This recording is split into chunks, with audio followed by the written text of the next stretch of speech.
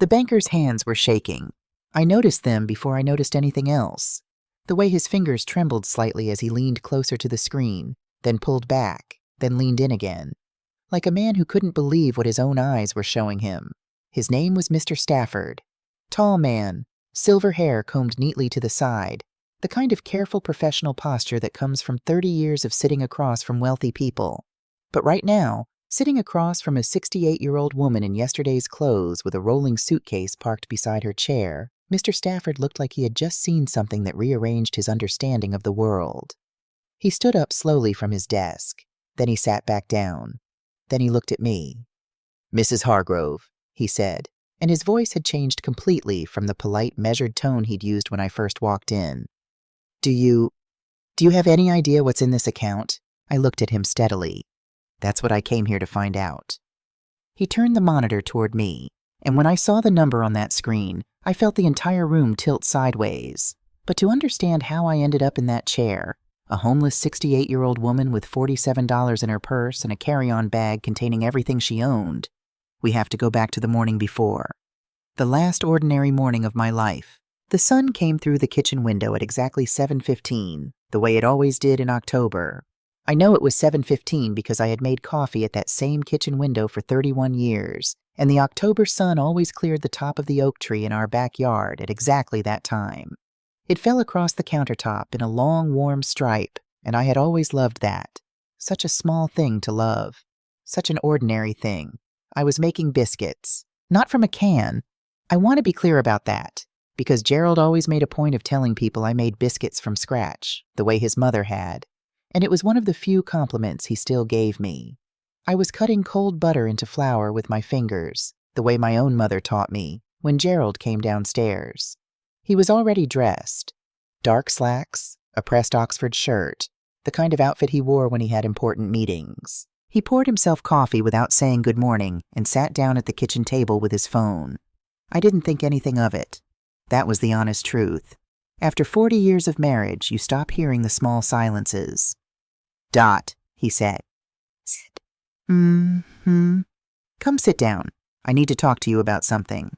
I kept working the butter into the flour. "Let me just get these in the oven and—" "Now, Dorothy." I turned around then. Gerald only used my full name when he was angry or when something was serious, and he didn't look angry. He looked composed in the way that people look composed when they've rehearsed something many times. I wiped my hands on my apron and sat down across from him. He didn't look at me right away. He looked at his coffee cup, turned it once in a circle on the table, and then looked up. "I want a divorce." The kitchen was very quiet. The refrigerator hummed. Outside, a cardinal was singing in the oak tree, that same oak tree the morning sun cleared every October. I heard all of it with strange clarity, the way you hear small sounds when a large sound has temporarily taken away your ability to process anything. I almost laughed. I want to be honest about that. My first instinct was to think it was some kind of clumsy joke, the kind Gerald sometimes made when he was in an odd mood. But his face was not joking. His face was the face of a man who had made a decision long ago and was only now delivering the news. "Gerald, I've already spoken with an attorney. The paperwork is being prepared." "Gerald, what on earth—" "I want a different life, Dorothy." He said it the way you'd say I want soup instead of salad. Measured, certain, almost bored. "I've wanted it for a while. I should have said something sooner. That's on me. But I'm saying it now." My hands were resting on the table. I looked down at them. 68 years old, and the skin on my hands had gotten thin, the way skin does, and I could see the small bones and tendons underneath. I had held babies with these hands. I had kneaded bread dough and planted roses and held Gerald's hand on the night our son Preston was born, and he was so frightened he couldn't stop shaking. These hands knew this life. "Is there someone else?" I asked. My voice was very quiet. He didn't answer right away. That was the answer. Her name was Savannah Boone. I learned her name that same afternoon when Gerald brought her to the house. Our house.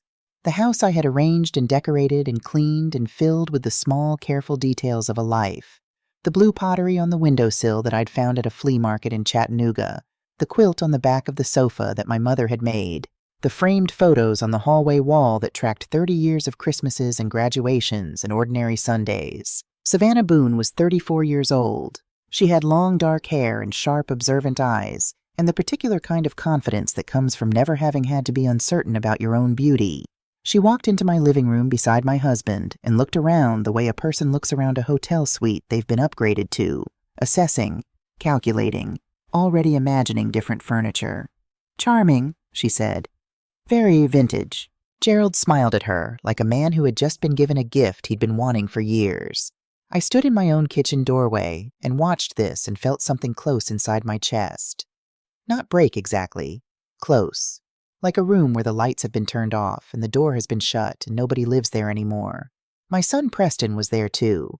He had arrived an hour earlier, before Savannah, and I had hoped for a moment, one foolish, hopeful moment, that he had come to stand beside me. He was 42 years old, my Preston, broad-shouldered, Gerald's jaw in my eyes. He worked for Gerald's company. He had always been more his father's son than I'd admitted to myself. He stood near the front window and looked at his shoes while Gerald explained the situation. The house was in Gerald's name, had always been. We had never discussed it. It had simply been done that way, back in 1983 when we bought it, because Gerald handled the finances and I trusted him, and that was how marriages worked then. Or at least that was what I told myself. The investment accounts were in Gerald's name. The brokerage account was in Gerald's name. Whitfield Industrial, the manufacturing company Gerald had grown from a small Tennessee operation into something regional and respected, was Gerald's company, or so everyone believed. Gerald's attorney, a careful man named Mr. Oakes, had drawn up a settlement proposal. I would receive monthly spousal support, which Mr. Oakes described in the smooth, distancing language of legal documents. He used the word equitable 3 times in 5 minutes. "And the house?" I asked. "Mr. Whitfield has agreed to give you 30 days to find alternate accommodations." I looked at Preston. He was still looking at his shoes. "Preston." He looked up. His eyes met mine for exactly 2 seconds. "Mom." His voice was low. Maybe it's better. For everyone." I nodded once. Then I went upstairs to pack. "I want to tell you about my father, because he matters more to this story than anyone else. More than Gerald, more than Savannah Boone, more than any of them." His name was Walter Hargrove. He was born in Cookeville, Tennessee, the second of 5 children, and he became a mechanic because that was what was available to him, and because he was good at it. He had large hands, always slightly stained with engine oil no matter how hard he scrubbed them, and a slow, deliberate way of speaking that made people underestimate him. He was not a man who talked much, but when he said something, he had thought it through completely first. He worked at the same garage for 34 years. He drove a 1974 Ford pickup until it finally gave out in 1998. He grew tomatoes in the backyard every summer and gave most of them away to neighbors. He was, by every visible measure, an ordinary man of modest means living an ordinary life in Middle Tennessee. He was also the person who loved me most completely in all my 68 years.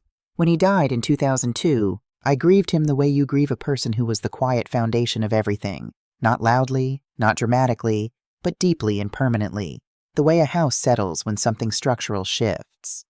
Before he died, he called me into his hospital room alone. My mother had stepped out to get coffee. It was just the 2 of us, and the afternoon light coming through the Venetian blinds made stripes across the hospital blanket. He took my hand. His grip was still strong. "Dorothy Ann." He only ever called me by both names when he was completely serious. "In the top drawer of my dresser at home, there's a wooden box, dark wood, small brass clasp. You'll know it." I nodded. "Take it before anyone else goes through my things. Don't open it right away. Bring it home and put it somewhere safe." "Daddy, what?" "There's a card inside." His eyes were steady on mine. "A metal card. Your name is on it. Don't use it for small things, you hear me? Don't use it because the washing machine breaks or the car needs tires. Use it when you have no other choice, when the bottom has truly fallen out." His grip tightened slightly. "Promise me." "I promise. And one more thing." The corners of his eyes crinkled slightly. Not quite a smile, but close. "Don't underestimate your father, sweetheart." I was always paying more attention than people thought. I hadn't understood what he meant. Not then. I found the box in Gerald's dresser, our dresser, the same way my father had described it. Dark wood, small brass clasp, worn smooth on the edges from years of being handled. I hadn't thought about it in a long time. It had moved with us through 3 houses and had always been in the back of my drawer, under sweaters. And I had simply stopped seeing it, the way you stop seeing things that have always been there. I opened it. Inside, nestled in a piece of dark velvet that had faded to gray, was a metal card. Heavier than a normal credit card, and the metal was a dull silver that didn't quite look like anything I could name. No bank logo on the front, no 16-digit number embossed across the surface, no expiration date, just my name, engraved in clean, precise lettering. Dorothy Ann Hargrove, my maiden name, not Whitfield. Hargrove. Beneath the card was a small yellowed envelope, sealed with my father's handwriting on the front. Open only when you use the card. And beneath the envelope, a small brass key, the kind that opens a safe deposit box. I sat on the edge of the bed. Gerald and Savannah were downstairs. I could hear the low murmur of their voices, and I held the card in both hands and looked at it for a long time. When the bottom has truly fallen out, I put the card, the envelope, and the key into my wallet. Then I zipped my suitcase closed, took one last look around the bedroom where I had slept for 31 years, and carried my bag downstairs. Gerald was pouring wine for Savannah when I reached the bottom of the stairs. A bottle of the good Cabernet, the one we'd been saving since our anniversary trip to Napa 3 years ago.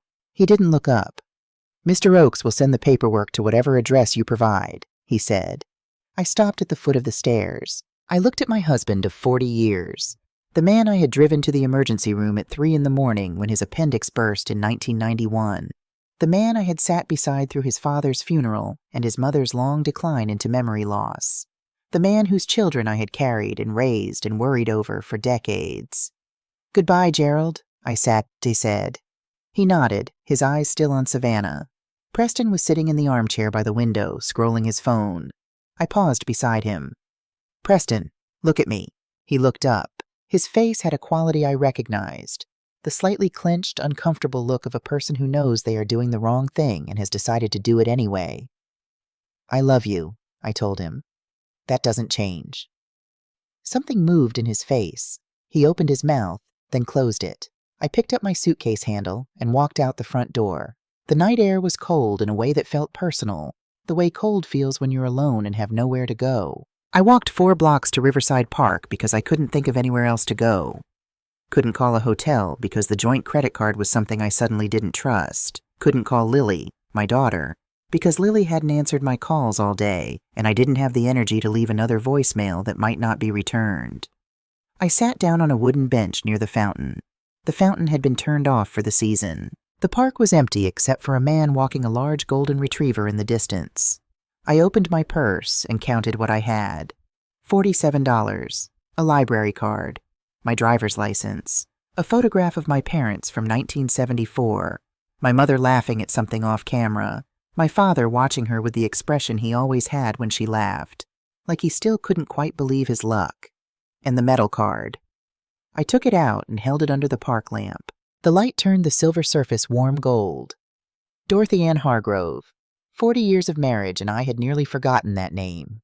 Who that woman was, before she became a wife, before she became a mother, before she became the person who made the biscuits and tended the roses and held everything together quietly while someone else took all the credit.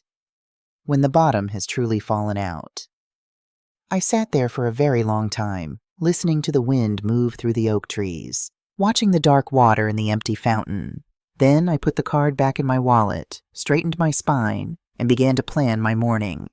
I was at the doors of First Heritage Bank at 8:55, 5 minutes before they opened. The building occupied most of the block on Commerce Street. Marble floors, glass atrium, the kind of architecture designed to communicate that money lived here and was treated with appropriate respect. I had walked past it 1,000 times. I had never had a reason to go inside. I had reason now. The young woman at the front desk, her name tag said Rachel, smiled at me with the practiced warmth of someone trained to make all customers feel equally welcomed. "Good morning, ma'am. How can I help you today?" I set the metal card on the counter between us. "I'd like to check the balance on this account." Rachel picked up the card. Her expression shifted almost immediately, a small furrow between her brows, professional enough to stay pleasant, but unmistakably puzzled. She turned the card over, looked at the front again. looked at the back. This is a little unusual. Just one moment." She made a quiet phone call, murmuring in a way I couldn't hear, and 3 minutes later a tall man with silver hair and reading glasses came through a door behind the main counter. He introduced himself as Mr. Stafford, branch manager. He looked at the card. He looked at me. He looked at the card again. "Mr. Hargrove, Dorothy Hargrove." Something very faint shifted in his expression at the name, though I didn't know what to make of it then. "Mrs. Hargrove, would you please come with me?" His office was quiet and carpeted, with a large window that looked out onto the atrium. He sat across from me and inserted the card into a reader on his desk. Not a standard terminal, something different, older looking, built into the desk itself like it had always been there. The screen loaded. Mr. Stafford leaned forward. Then he went very still. He leaned in closer, and I watched the color drain from his face the way color drains from something that has been left in the sun too long. Gradually, then completely. He stood up, then sat back down, then stood up again, walked around behind the monitor, looked at it from another angle, walked back around, and sat down. Then he looked at me with an expression I had never seen on a banker's face before. "Mrs. Hargrove," he said carefully, "I need to ask you something, and I want you to know I'm asking because I want to make sure I can help you properly. All right. Do you have any idea at all, what your father left you?" I looked at him steadily. "No," I said. "I don't. That's why I'm here." He turned the monitor toward me, and there it was, the number that rearranged everything, the number that turned the woman on the park bench with $47 into something else entirely, the number my father, the mechanic with the oil-stained hands and the slow, deliberate way of speaking, had quietly built across 40 years while everyone around him saw only what he allowed them to see. "There must be a mistake," I whispered. Mr. Stafford shook his head slowly. "Mrs. Hargrove, there is no mistake, but—" He paused. "There is something else, something your father specifically arranged for us to give you, if this day ever came." He reached into his desk drawer and withdrew a small device, a digital recorder, old but well-maintained. "Your father recorded a message," he said quietly, 22 years ago. He asked us to hold it until the account was activated." I stared at the recorder. 22 years. "He said you would know when you were ready to hear it," Mr. Stafford said. He set the recorder gently on the desk between us, pressed play, and then stood up and walked out of the office, closing the door softly behind him. The room was very quiet. Then I heard my father's voice, and 40 years disappeared in an instant. "Dorothy Ann," slow, careful, exactly the way he always said my name. "If you're hearing this, it means the bottom fell out. I'm sorry it came to that, sweetheart. I truly am. But I need you to listen to me carefully now, because there are some things I should have told you a long time ago, and I'm going to tell you all of them." I pressed both hands over my mouth. My eyes were burning. People always thought I was just a mechanic. That's fine. I let them think it. But for 30 years, I fixed cars for some of the wealthiest men in Nashville, and wealthy men talk while you're under the hood of their car, Dorothy. They talk about money and investments and opportunities, and I listened to every word. And then I went home and I read everything I could find, and I made my decisions carefully, and I started small, and I never stopped. A pause, the sound of him breathing. "The account I left you has been growing since 1987. There are also shares in several companies. Most of them are straightforward, but there is one you need to understand very carefully." My breathing had gone shallow. "There is a company called Whitfield Industrial. I started buying shares in 1991. Small amounts. Through different accounts, nothing that would draw attention. I kept buying for 7 years. The room tilted. "I want you to open the envelope now, Dorothy. Everything you need to understand is in there." My hands were shaking as I reached into my purse. The old yellowed envelope. My father's handwriting on the front. I broke the seal. There were 3 pages inside the envelope. Not typed. Handwritten. In my father's careful, deliberate script, the handwriting of a man who had never gone past 10th grade, but who took the act of putting words on paper seriously, pressing each letter firmly into the page like he wanted it to stay there permanently. I smoothed the pages flat on Mr. Stafford's desk and began to read. The first page was a brokerage statement, dated December 2001, about 8 months before my father passed.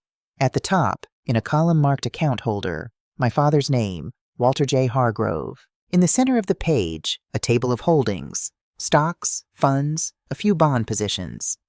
I didn't know enough about investing to understand most of it. But at the bottom of the table, one line was underlined in blue ink. My father's pen. I recognized the pressure of it. Whitfield Industrial, 847,000 shares, acquired 1991 to 1998. I read that line 4 times. The second page was a legal document. Transfer of ownership, executed through a trust structure I didn't fully understand, signed and notarized on December 14, 2001. The transferring party, Walter J. Hargrove.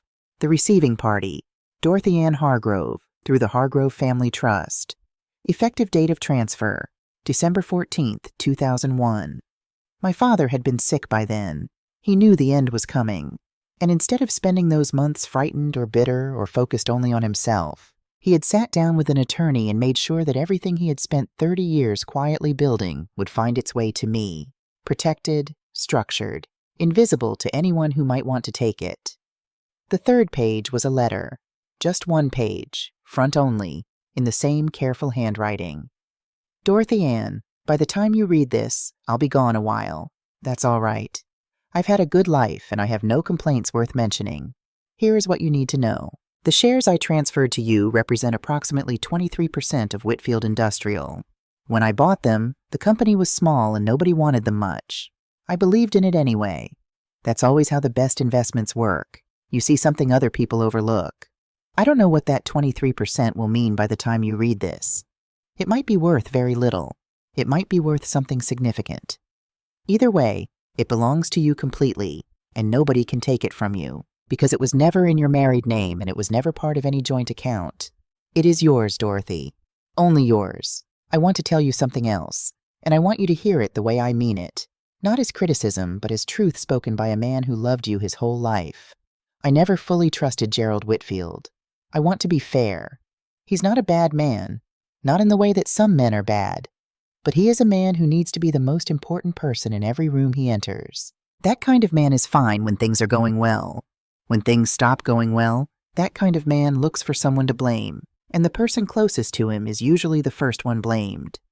You were always too good at making yourself small for him, too quick to step back so he could step forward.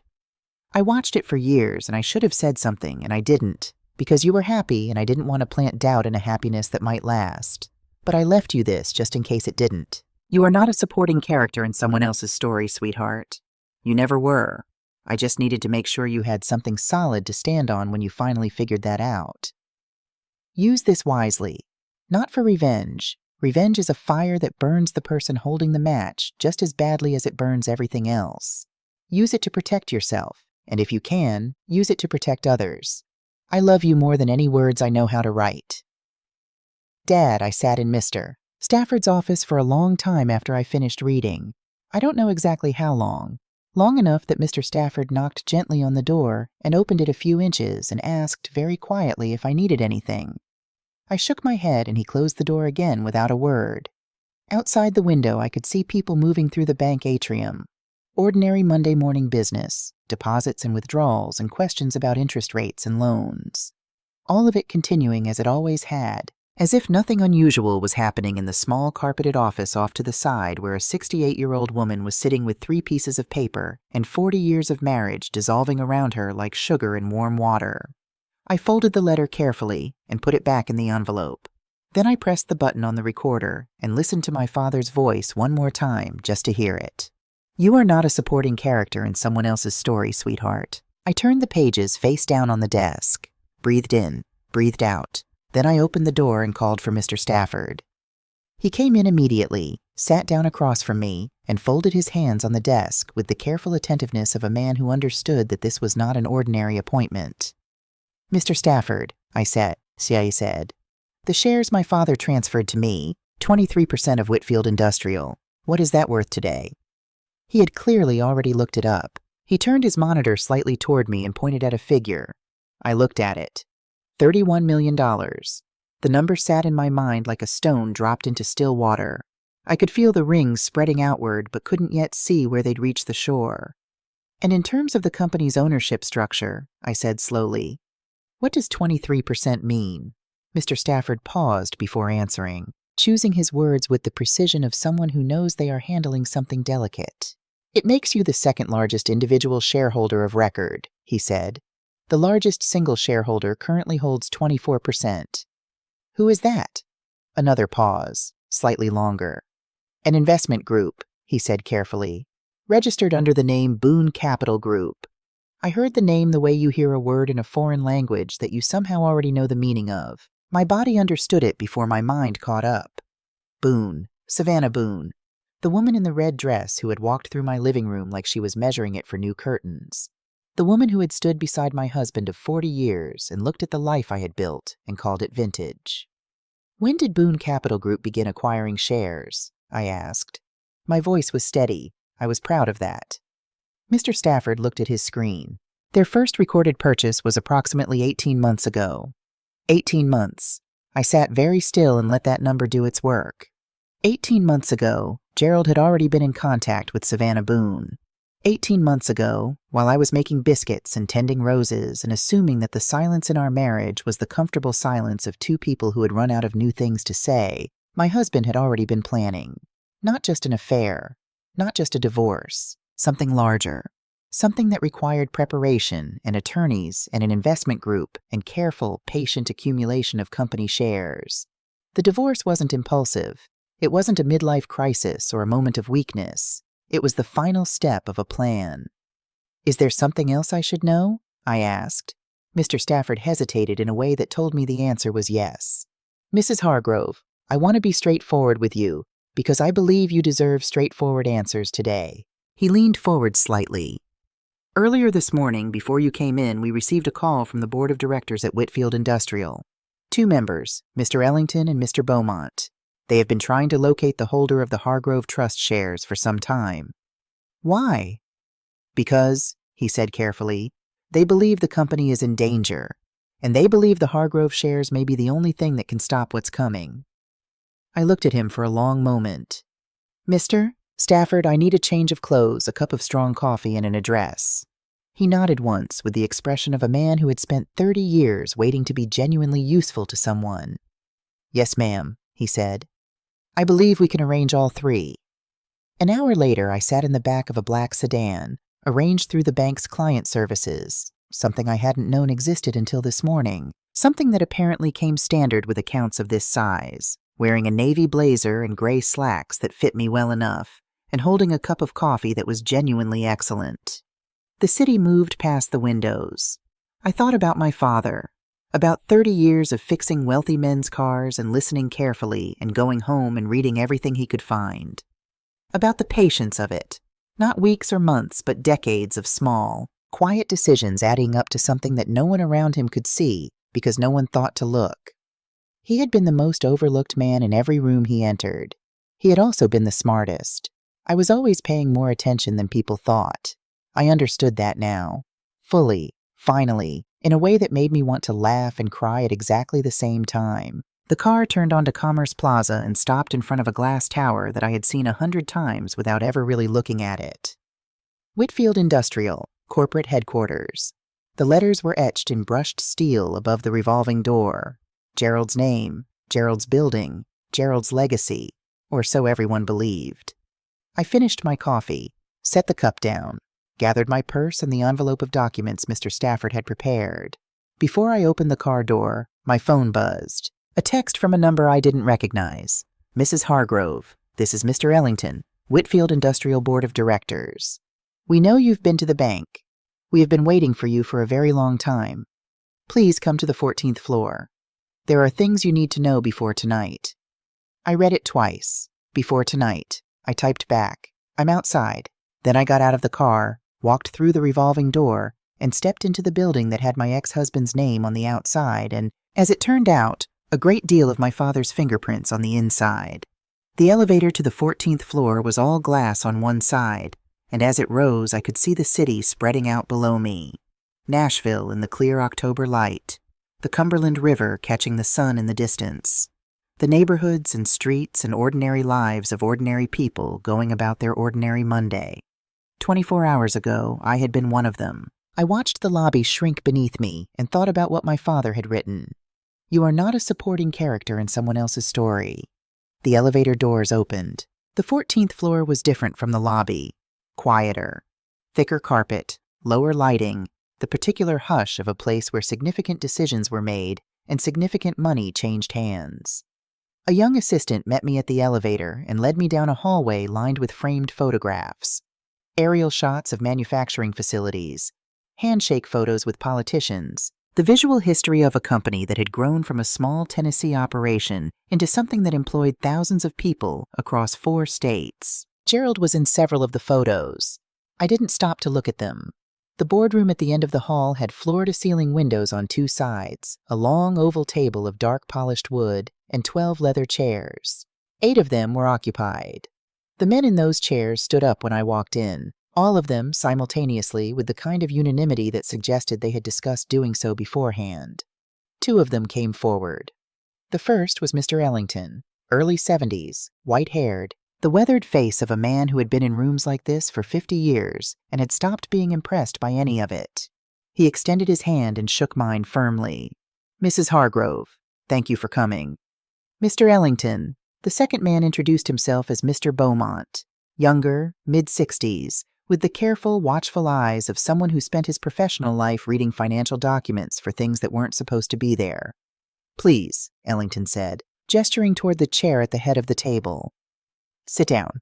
I looked at the chair for just a moment. The head of the table.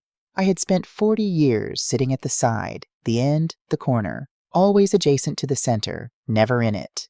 I sat down. Ellington spoke first. He was direct in the way that men of his generation are direct when they've decided that a situation is too serious for social lubrication. Mrs. Hargrove, I'll tell you what we know, and then I need you to tell me what you intend to do about it. We don't have a great deal of time. Go ahead, I said. He nodded to Beaumont, who opened a laptop and turned it toward the center of the table. On the screen was a spreadsheet, columns of numbers, dates, company names. Over the past 18 months, Ellington began, Boone Capital Group has been systematically acquiring shares in Whitfield Industrial. Their current position is 24%. Yours, as of this morning, is 23%. Gerald Whitfield personally holds 19%. The remaining 34% is distributed among smaller shareholders, employees, retirees, early investors. I followed the numbers carefully. If Boone Capital acquires enough of those smaller positions to reach 51%, Beaumont said, they gain majority control and can restructure the company however they choose, remove the board, install new leadership, relocate operations. And the employees? I asked. Beaumont's expression answered before his words did. Boone Capital's standard acquisition model involves significant workforce reduction. We estimate between 35 and 40% of positions would be eliminated within the first year. 35 to 40%. I did the arithmetic quickly. Whitfield Industrial employed roughly 2,400 people across Tennessee and Kentucky, nearly 1,000 jobs. When are they planning to complete the acquisition? I asked. Tonight, Ellington said. Gerald is hosting what he has publicly described as a 40th anniversary celebration for the company, dinner at the Harrington Club downtown. In reality, it is a signing event. Boone Capital's attorneys will be present. Several smaller shareholders have already been privately approached and have agreed to sell their positions at tonight's dinner. I was quiet for a moment. You said Gerald is involved in this, not just as CEO, actively involved. Ellington and Beaumont exchanged a look. Show her, Ellington said. Beaumont turned the laptop fully toward me. On the screen was an email chain. The sender address at the top. Whitfield@whitfieldindustrial.com. Gerald's own company email. The recipient. spoon@boonecapital.com. I read. The emails were dated 14 months ago. Gerald's tone throughout was businesslike, stripped of any of the warmth he occasionally still showed in person. He and Savannah Boone had been discussing Whitfield Industrial the way 2 people discuss a property they are planning to jointly purchase and renovate, clinically, practically, with complete focus on outcome. In one email, Gerald had provided a spreadsheet of smaller shareholders, their approximate holdings, their financial situations, They're likely price points. Harmon will sell at $18 per share if you approach him right. His wife has medical bills. Patterson is trickier, but he respects loyalty. Frame it as protecting the company's future. In another dated 11 months ago, the divorce timeline needs to stay on track. Once it's finalized, my personal shares transfer cleanly, and there's no spousal claim issue. We should be clear to move by Q4. The divorce timeline needs to stay on track. I read that line 3 times. Then I set my hands flat on the table and breathed slowly and let myself understand fully what I was looking at. Gerald had not fallen in love with Savannah Boone and made a reckless decision that upended his life. There was no midlife crisis. There was no moment of weakness or loneliness or genuine feeling of any kind. There was a business arrangement. Savannah Boone needed Gerald's insider knowledge and cooperation to acquire Whitfield Industrial. Gerald wanted guaranteed lifetime compensation and continued status once the acquisition was complete. The divorce was not a consequence of their relationship. The divorce was a mechanism, a legal step required to ensure that when the transfer of Gerald's shares occurred, no part of those shares could be claimed by a spouse. I had not been left for a younger woman. I had been removed from the equation. "There's one more thing," Beaumont said quietly. "The emails also reference a concern about the Hargrove Trust shares. Someone in Gerald's network had flagged the existence of a historic share position held in that name. They were trying to identify the holder." "Did they find out it was me?" "No. The trust structure your father used kept your identity fully protected. They knew the shares existed. They didn't know who held them." I looked at the window. Nashville spread out below, bright and indifferent. My father had protected me from a threat he couldn't have specifically anticipated, using a legal structure he'd put in place 22 years ago. I was always paying more attention than people thought. "What do you need from me?" I asked. Ellington leaned forward. "We've spent this morning contacting the smaller shareholders that Gerald identified in those emails, the ones he planned to have Boone Capital approach at tonight's dinner. And when we explained the full picture, the workforce reduction plans, the relocation proposals, what this acquisition actually means for the company they've invested in for years, the majority of them said they would not sell." He paused. "But Mrs. Hargrove, the majority is not enough. We need certainty. And the only way to create certainty is to have a shareholder of sufficient size make their position unambiguously clear. Tonight, in that room, before any signatures are collected." "You need me there," I said. "We need you there," he confirmed. "With your 23% and our confirmed loyal shareholders, we have enough to block the acquisition. But we need you present and identified. The trust structure protected your anonymity. Now we need you to step out of it."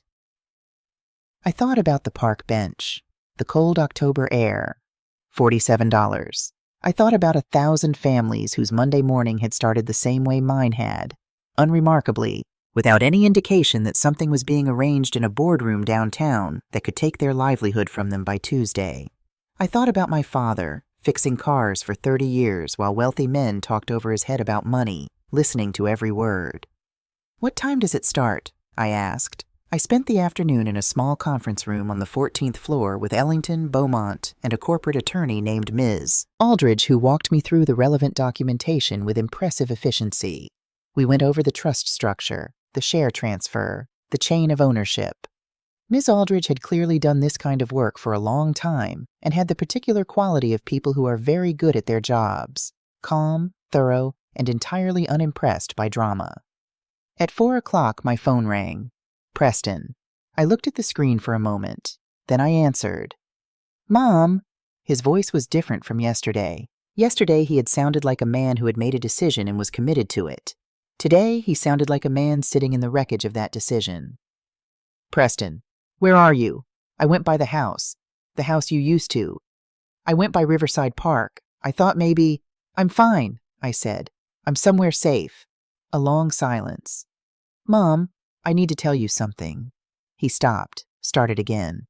"I knew about Dad and Savannah. Not everything. I didn't know all of it. But I knew more than I told you. I knew for 3 months and I didn't—" His voice broke slightly at the edges. "I didn't say anything to you." I sat with that for a moment. "Why are you telling me now?" I asked. Not accusingly, genuinely. Because I found out this morning what he actually did. what he was actually planning. And a pause. I'm not going to pretend I didn't know anything, and I'm not going to pretend I handled it right, because I didn't.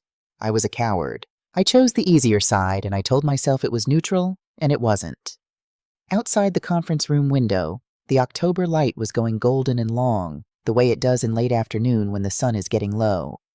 Preston, are you going to be at the Harrington Club tonight? Silence. How do you know about that? Are you going to be there? Yes. Dad asked me to be there as operations manager for the announcement. Then I'll see you there, I said. And Preston, thank you for calling. I hung up before he could respond. The Harrington Club occupied the top 2 floors of a building on Fifth Avenue, the kind of establishment that had been hosting Nashville's significant dinners for 60 years and wore that history in every detail, from the dark paneling to the weight of the silverware. I arrived at 7:15. The private dining room Gerald had reserved held 40 people around a long central table, with smaller cocktail arrangements around the perimeter. When I walked in, the room was already 3/4 full. Company employees, board members, Gerald's attorney, Mr. Oakes, 2 men in dark suits I didn't recognize who had the careful, watchful quality of people with legal documents in their briefcases. And Gerald. And Savannah. They were standing together near the far end of the room, Gerald with a glass of bourbon, Savannah in a dark green dress, both of them radiating the particular ease of people who believe the evening is going to go exactly as planned. I had asked Mr. Ellington to give me 5 minutes before he and the other board members arrived. I wanted this moment to be mine alone first. I walked across the room. Gerald saw me when I was about 10 feet away. I watched the sequence of expressions move across his face. Confusion first, then irritation, then something harder to name, a look I had never seen on him before in 40 years. Uncertainty. Dorothy, his voice was low. What are you doing here? I was invited, I said simply. By whom? Savannah had turned now. Her eyes moved from my face to the navy blazer to the folder under my arm, and I saw her make the calculation, saw her decide, incorrectly, that I was someone who could still be managed. This is a private company event, she said. Her voice was pleasant in the way that a surface can be smooth while something moves beneath it. I'm afraid there's been some kind of misunderstanding. There has been a misunderstanding, I agreed, though not the kind you mean. I set the folder on the nearest table and opened it. The top document was the trust certification. Dorothy Ann Hargrove, beneficial owner, 23% of Whitfield Industrial, verified and authenticated by First Heritage Bank that morning. Gerald looked at it. I watched the color leave his face the way the sun leaves the sky, gradually and then completely. That's not possible, he said. My father bought those shares in 1991, I said. He transferred them to me in 2001. They've been held in trust under my maiden name ever since. I looked at him steadily. You've been trying to find out who held that position for over a year. You never thought to consider that it might be me. Behind me, the doors opened. Ellington and Beaumont entered with 3 other board members and Ms. Aldridge. The 2 men with briefcases, Boone Capital's attorneys, straightened immediately, looking from the board members to the documents on the table to Savannah with the rapid recalculations of people whose evening had just changed shape entirely. Savannah looked at Gerald. Gerald looked at me, and I saw in his face the precise moment when a man who has spent his entire life being the most important person in every room he enters realizes that he has, for quite some time, been wrong about that. Gerald, I said quietly, you spent 40 years making sure everything was in your name. The house, the accounts, the company. You thought that was power. I picked up the trust document and held it. My father spent 40 years making sure something was in mine. He thought that was love. I set it back down. He was right. The room had gone very still. Then I felt someone beside me, Preston. He had been standing near the back of the room. He stepped forward now and stood beside me. Not dramatically, not with any announcement, just moved from where he had been to where I was, which is sometimes the whole of what courage looks like. He didn't say anything to me. He didn't need to, but he looked at his father. Dad, he said, it's over. Gerald stared at his son. Something moved across his face. I didn't let myself try to name it. Beaumont stepped forward and spoke to Boone Capital's attorneys directly. Given the shareholder position clarified this evening, along with the confirmed positions of the loyal shareholders contacted today, Boone Capital does not have and cannot achieve a controlling majority. There will be no acquisition. One of the attorneys began to speak. Ellington cut him off. Additionally, certain communications between your client and Mr. Whitfield regarding the sharing of confidential shareholder information have been referred to the SEC for review. I'd suggest you call your client's personal attorneys tonight. Savannah set down her glass with a careful, controlled movement. She picked up her evening bag. She looked at Gerald with an expression that contained, I thought, not a trace of feeling for him, only the cool assessment of a plan that had not worked. "I'll be in touch with my attorneys," she said to the room generally. Then she walked out. She didn't look at me. I decided to take that as a compliment. The room emptied gradually. Attorneys making phone calls, board members conferring in low voices, employees drifting out with the uncertain looks of people who had come for a celebration and were leaving with something more complicated. Eventually it was just Gerald and me, and Preston standing a few feet away by the window, giving us the distance of a man who understood that some conversations have to happen without witnesses. Gerald sat down in one of the dining chairs. He looked for the first time in all the years I had known him like an old man. "I didn't know about the shares," he said. "I know you didn't. If I had known—" "Gerald." I sat down across from him, not because I wanted to prolong the conversation, but because I was 68 years old and my feet hurt, and I believed that difficult things could be said sitting down just as well as standing up. "What would you have done differently? Honestly?" He was quiet for a long moment. "I don't know," he said finally. It was, I thought, the most honest thing he had said to me in years. "The SEC investigation is going to take time," he said. "You should get a good attorney. Not Oakes, someone who specializes in securities. Beaumont was right about the emails." He looked at me strangely. "Why are you telling me that?" "Because," I said, "you are the father of my children, and I am not interested in your destruction. I am interested in my own life." I stood up. "Those are different things, Gerald. It took me today to fully understand how different." I picked up my folder. "The house on Sycamore Drive," I said. "I want it included in the divorce settlement. The full house, not a 30 days. Ms. Aldridge has the paperwork." He nodded slowly. He didn't argue. I think by that point, he understood that the woman sitting across from him was not the same woman he had spoken to across the breakfast table 24 hours ago, and that the particular leverage he had assumed he possessed had turned out to be constructed entirely of her willingness to remain unaware of her own. She was no longer willing. I walked to where Preston was standing by the window. My son looked at me with an expression I recognized. It was the expression he'd had at 7 years old when he'd broken a neighbor's window with a baseball and come home to tell me before anyone else found out. The particular face of a person choosing honesty over comfort. "I'm sorry, Mom," he said. "For all of it." I put my hand on his cheek for a moment, the way I had when he was 7 years old. "Come have breakfast with me Saturday," I said. "I'll make biscuits." He exhaled, a long, unsteady breath. "Yeah," he said. Okay, 3 weeks passed. The SEC opened a formal investigation into Gerald Whitfield and Boone Capital Group. The acquisition was officially dead. Ellington was named interim CEO while the board conducted a proper search. The company's 2,400 employees went to work on Tuesday morning and the Tuesday after that, without knowing how close they had come to a different outcome. My divorce settlement was finalized.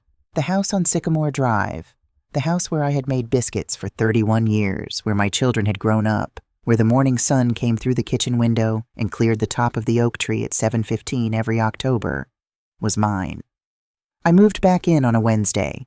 I hung the photograph of my parents back on the hallway wall, my mother laughing, my father watching her with that expression he always had. I put the blue pottery back on the kitchen windowsill. I folded the quilt back over the sofa. Then I sat down at the kitchen table and called Lily, my daughter, the one who hadn't answered my calls on the day her father asked me to leave, the one I had been waiting for, quietly, without pressure, the way you wait for weather to change. She answered on the second ring. "Mom!" Her voice was raw, like someone who had been having an argument with herself for 3 weeks and was finally ready to stop. "Hi, sweetheart," I said. A long silence. "Mom, I'm so sorry." Her voice broke on the last word. I didn't know what to do, and I did the worst possible thing, which was nothing, and Lily, I've been sick about it. I've been sick about it since the day it happened, and I don't know how to— Lily, gently, take a breath. She did. Are you free Saturday morning? I asked. A pause. Yes. Bring Harper. Another pause. Smaller. She's been asking about you, Lily said quietly. Every day. She keeps asking when she can see Grandma Dot. I closed my eyes for a moment. Harper was 7 years old, Lily's daughter, my granddaughter, a small, serious person who had recently become very interested in birds and liked to sit on the back porch with a field guide and point out everything she saw. Saturday, I said. 9 o'clock. I'll have biscuits ready. Saturday came cold and bright, the oak tree in the backyard stripped down to its clean winter lines. I had the biscuits in the oven by 8:30 and coffee made by 8:45. At 9 o'clock, Lily's car pulled into the driveway. Harper got out first, the way children always do. Door flung open, both feet on the ground before the car has fully stopped, completely unconcerned with the emotional weight of the moment because she didn't know there was any. She ran up the porch steps and I opened the door and she walked straight into my arms with the total physical confidence of a child who has never had reason to doubt her welcome. Grandma Dot, she said into my shoulder. I saw a cedar waxwing. A cedar waxwing, I repeated. That's a good one. I have a picture. She pulled back and looked up at me with complete seriousness. I'll show you after breakfast. Deal, I said. Lily had come up the porch steps behind her. She stopped a few feet away and looked at me with the particular look of a grown child who is hoping to be forgiven and is not sure they deserve to be. I held out my hand. She crossed the distance and took it. Then she hugged me, properly, with both arms, the way she hadn't since she was much younger. I'm sorry, Mom, she said quietly. I know, I said. Come inside. It's cold. I went to see Mr. Stafford the following Monday. The same office, the same carpet, the same window looking out onto the atrium. He stood when I came in and shook my hand with both of his, a gesture that contained, I thought, genuine warmth rather than professional performance. Mrs. Hargrove, how are you? Better, I said. Much better. I need your help with something. I sat down and told him what I wanted to do. The Hargrove Foundation, named for my father, not for me. That felt right. A legal advocacy and financial support organization for women over 60 who find themselves, through divorce or widowhood or other sudden upheaval, with no assets in their own names and nowhere to start. Women who have spent decades building lives that legally belong to someone else. Women who don't know that sometimes there is a card at the bottom of a drawer that changes everything, and who need help finding it, or creating it, if it isn't there. Mr. Stafford listened to the whole thing without interrupting. Then he nodded once. Your father would have liked that, he said. I think so, I said. He was always paying more attention than people thought. The wooden box sits on my kitchen windowsill now, between the blue pottery and the photograph of my parents. I moved it there from the drawer where it had lived for 22 years. It seems wrong to keep it hidden anymore.